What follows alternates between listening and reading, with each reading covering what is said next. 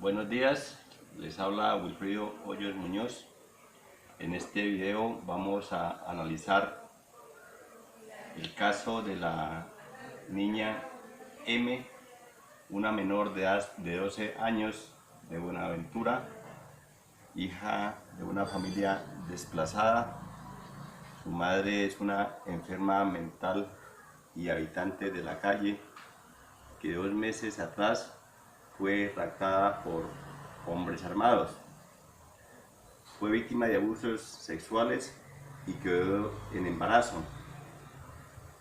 Su tía ahorró para enviarla a Bogotá para que su hermana mayor la llevara y le practicara una interrupción del embarazo, por cuanto había escuchado una sentencia de la Corte de Justicia que despenalizaba el aborto en Colombia. Al llevarla al hospital público, le mostraron videos sobre el aborto con la intención fallida de disuadirla. Los doctores rechazaron el procedimiento por argumentar razones de conciencia. Fue remitida al Instituto Colombiano de Bienestar Familiar, donde fue atendida por unos consejeros que le recordaron que el aborto era un pecado. Entonces, la hermana se la lleva nuevamente para su casa para pensar qué hacer o a quién acudir.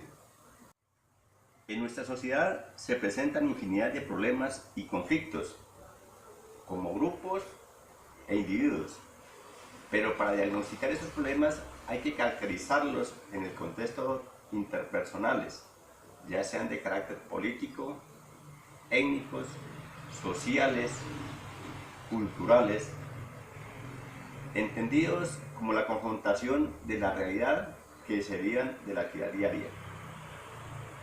Para el caso de M, se deben tener en cuenta la imaginación que la población tiene sobre el mismo. La manifestación de un conflicto en el contexto colombiano ha querido controlarse a partir de las normas constitucionales y disposiciones legales que no han logrado hacer una lectura exacta que provoque que la realidad normativa esté de la mano con la realidad social, sino que por el contrario, las mismas normas se rigen como impedimento para la resolución de los conflictos comunitarios, precisamente por estar alejados de los imaginarios sobre los mismos.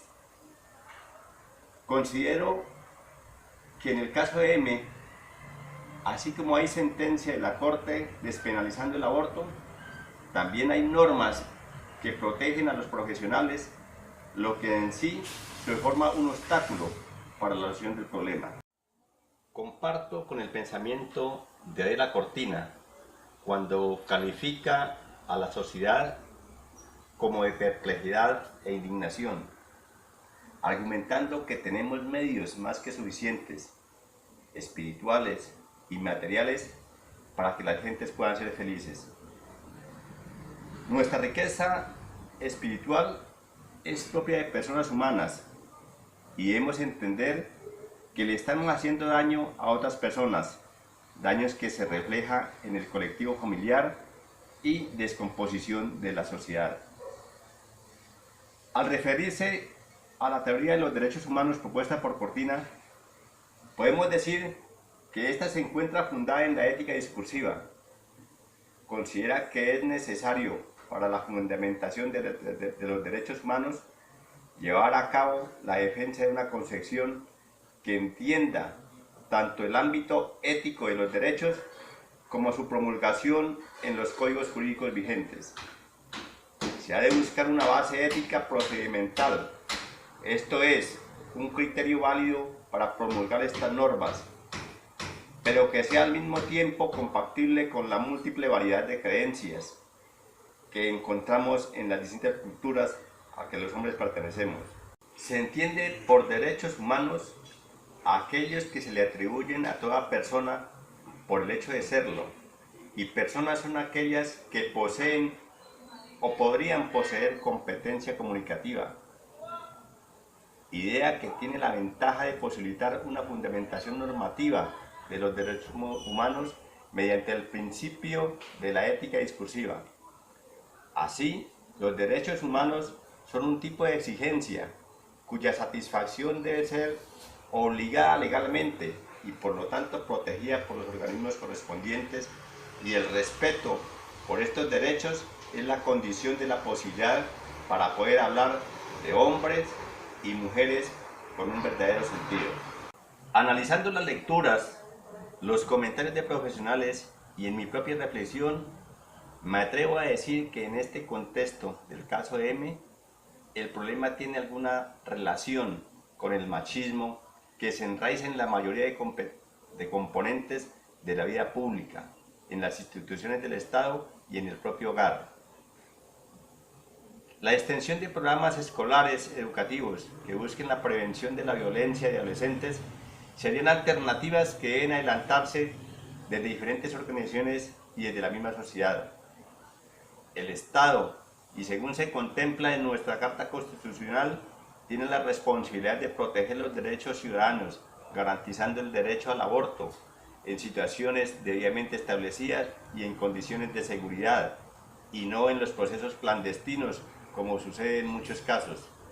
Situaciones que pone en riesgo y al borde de la muerte a las mujeres. Las mujeres en tales situaciones también son personas y gozan del respeto y la protección de una sociedad y un Estado que todavía se muestra indiferente ante este tipo de problemas.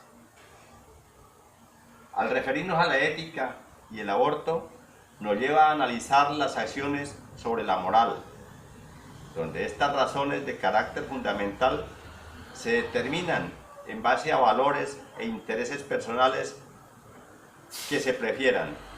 La reflexión filosófica analiza la legitimidad de la decisión que se tome enmarcada a un sistema de creencias y jerarquía de valores, en donde el principio básico es que la persona tiene el derecho para determinar sobre las decisiones morales, donde este derecho se constituye ante todo como un derecho de persona.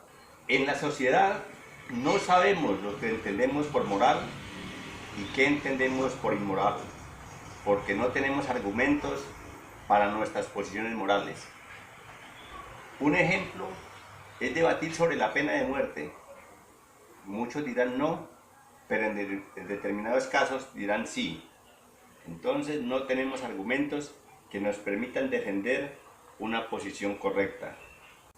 Una de las bases es entender qué es la moral y tomar posiciones personales para defenderlas.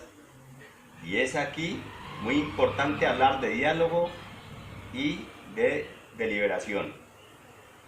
En una sociedad pluralista conviven distintas concepciones de vida buena, distintas concepciones de vida feliz, lo que la Cortina llama como la ética de máximos o doctrina convencida del bien. Cuando una sociedad es libre, surgen distintas propuestas, distintas concepciones, y las gentes libremente aceptan una u otras con unos mínimos de justicia. Pero todo esto depende de cómo te sientas tú. Si tú te sientes mal, es inmoral. Pero si tú te sientes bien, no es inmoral. La justicia es uno de los valores que ha tenido más controversia en la historia de la vida humana. No se han hecho revoluciones por felicidad, pero sí por la justicia. La justicia está ligada a los sentimientos de indignación, y entonces hablamos de justicia cuando se duele por lo que le pasa a él y le pasa a otros. El sentimiento de justicia es extensivo y nos indignamos cuando nos pasa un mal o algo que no es de nuestro gusto. La sociedad pluralista puede sobrevivir si se comparten unos mínimos de justicia, que si se pierden o violan, caemos en mínimos de humanidad que van evolucionando históricamente, como es el caso de los derechos humanos de primera, segunda y tercera generación.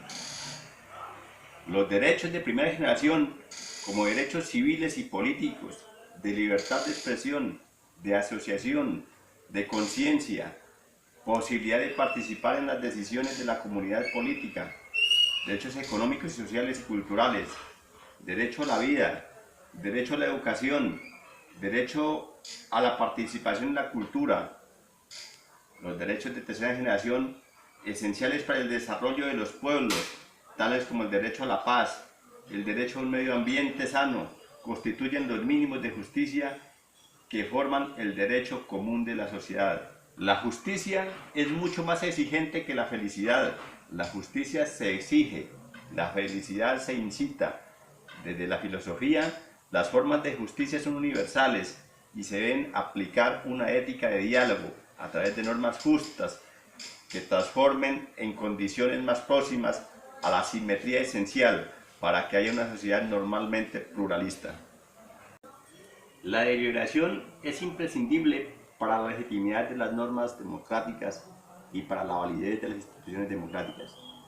Si no hay deliberación, no se puede hablar de legitimidad y de validez de las normas democráticas. Desde la óptica del discurso, la razón humana es dialógica y descubre qué es lo justo solamente con el diálogo, y demostramos que somos seres que descubrimos qué es lo justo a través de la discusión con otros ciudadanos que creen tener palabra a la hora de definir lo que es justo y lo que es injusto. Los afectados están en todos los lugares de la tierra y están padeciendo una enorme cantidad de calamidades porque nadie los tiene en cuenta a la hora de decidir cuáles son sus normas por las cuales nos vamos a regir. Lo que se dice con la ética del diálogo es que para constituir la idea de justicia es necesario establecer el diálogo con todos los afectados y es necesario reconocer a todos los que tienen capacidad lingüística como interlocutores válidos para así vivir juntos y reconocernos que ante todos somos seres humanos. Para finalizar, la familia de M, y si así lo ha decidido interrumpir el embarazo, puede recurrir a las instancias judiciales y exigir el cumplimiento de las normas plenamente establecidas. Asimismo, puede recurrir al Instituto Colombiano de Bienestar Familiar para obtener ayuda psicológica y, en lo posible, comprometer a entregar a su hijo en adopción para que sea el Estado el responsable de la vida de este nuevo ser. Pero ante todo, deben entender que la solución es personal y solamente ellos saben a conciencia que si lo que buscan les hace bien o les hace mal en su pensamiento moral. Deben entender que hay un Estado que debe colaborarles, pero todo depende de la voluntad de ellos.